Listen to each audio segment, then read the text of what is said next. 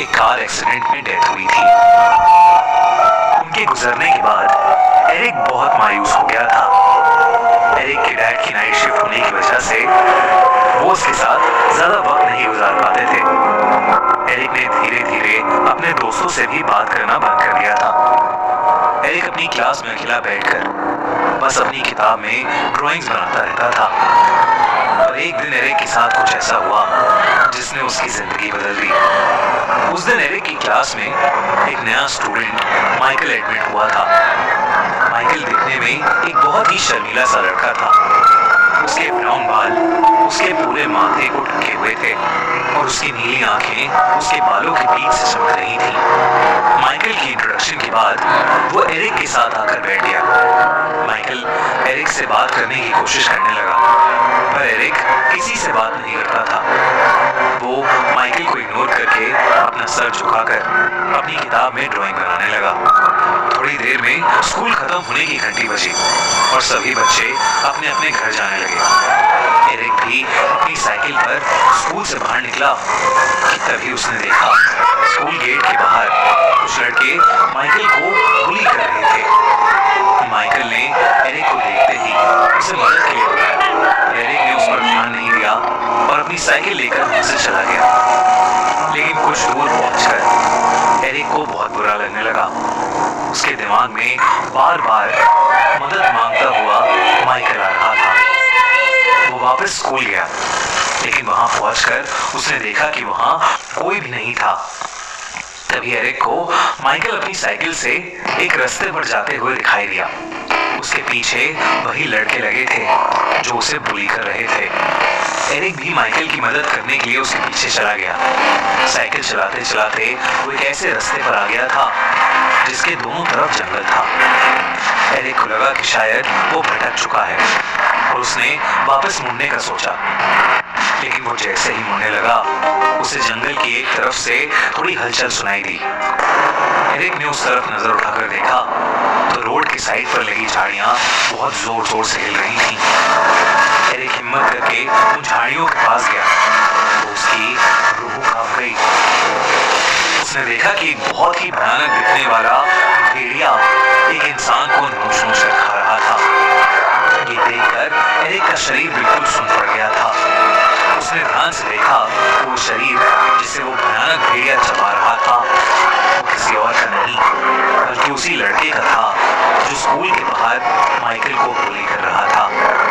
Eric धीरे धीरे पीछे जाने लगा कि तभी उसका पैर नीचे पड़ी एक सूखी टहनी पर जा लगा, जिससे एक जोर की आवाज हुई। उस आवाज को सुनते ही वो भेड़िया पीछे मुड़ा और सीधा एरिक के ऊपर झपट गया। एरिक अपना पूरा जोर लगाकर खुद को उस भेड़िए से बचाने की कोशिश कर रहा था। तभी उस रोड पर से एक कार गुजरी और वो भेड़िया अचानक एरिक को छोड़कर जंगल की तरफ भाग गया। एरिक तुरंत खड़ा हुआ और घबराई हुई हालत में वहां से अपनी साइकिल लेकर भाग गया। उसने जल्दी से जाकर पुलिस को इन्फॉर्म किया और पुलिस को लेकर उसी जगह पर पहुंच गया। पर ना तो अब वहां पर कोई भेड़िया था और ना ही किसी की बॉडी। पुलिस को लगा कि एरिक उनके साथ कोई मजाक कर रहा है और उन्होंने एरिक को डांट लगाकर घर भेज दिया। अगले दिन स्कूल में एरिक अपने फेवरेट टीचर मिस्टर ब्लैक से इस बारे में बात करने गया। एरिक की मॉम के मरने के बाद प्रोफेसर ब्लैक ने एरिक को काफी इमोशनली सपोर्ट किया था। एरिक को यकीन था कि कोई उसकी बात को समझे ना समझे, मिस्टर ब्लैक जरूर समझेंगे।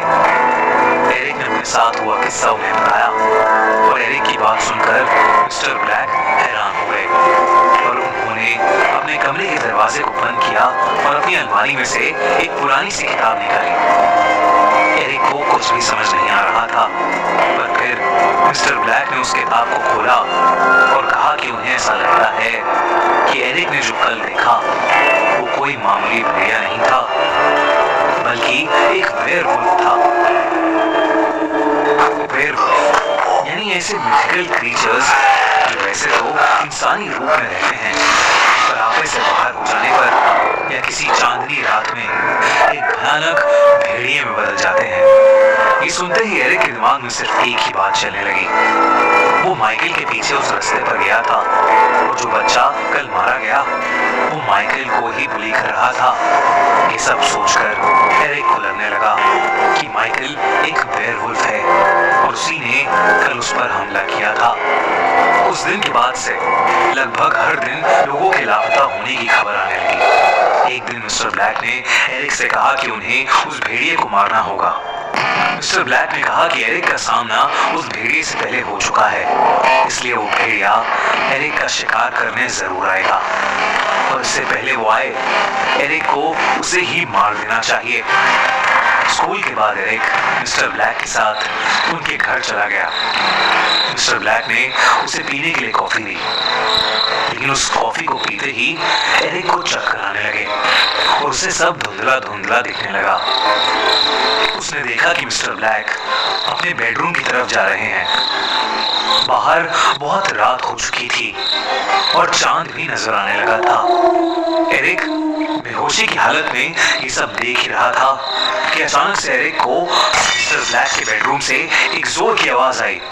एरिक तुरंत उठकर बेहोशी की हालत में उनके कमरे के दरवाजे पर गया। दरवाजा अंदर से लॉक था। एरिक को कुछ समझ नहीं आ रहा था, तो वो मिस्टर ब्लैक को जोर जोर से आवाज देने लगा और दरवाजा नॉक करने लगा, पर मिस्टर ब्लैक ने कोई जवाब नहीं दिया। एरिक को अंदर से किसी भेड़िए की गुहार करने की आवाज आ रही थी। एरिक ने कीहोल से जैसे ही कमरे के अंदर झांका तो उसके होश उड़ गए। एरिक की आंखों के सामने मिस्टर ब्लैक की रीढ़ की हड्डी गोल हो गई और उनके पूरे शरीर पर बड़े बड़े बाल लगे। उनका मुंह लंबा होने लगा, एक जानवर जैसे बड़े हो गए। कुछ ही सेकंड्स में मिस्टर ब्लैक उस खूंखार भेड़िए में बदल चुके थे। एरिक समझ गया था कि वो वेयरवुल्फ माइकल नहीं बल्कि मिस्टर ब्लैक ही थे, पर इससे पहले कि वो कुछ कर पाता मिस्टर ब्लैक ने दरवाजा तोड़ते हुए एरिक पर हमला किया। वो एरिक को नोचने लगे और एरिक दर्द में अपना हाथ इधर उधर मार रहा था कि तभी उसके हाथ में मिस्टर ब्लैक का लाइटर आ गया। एरिक ने जैसे ही वो लाइटर जलाया वो भेड़िया पीछे हट गया। एरिक ने आसपास की सारी चीजों को जलाना शुरू कर दिया।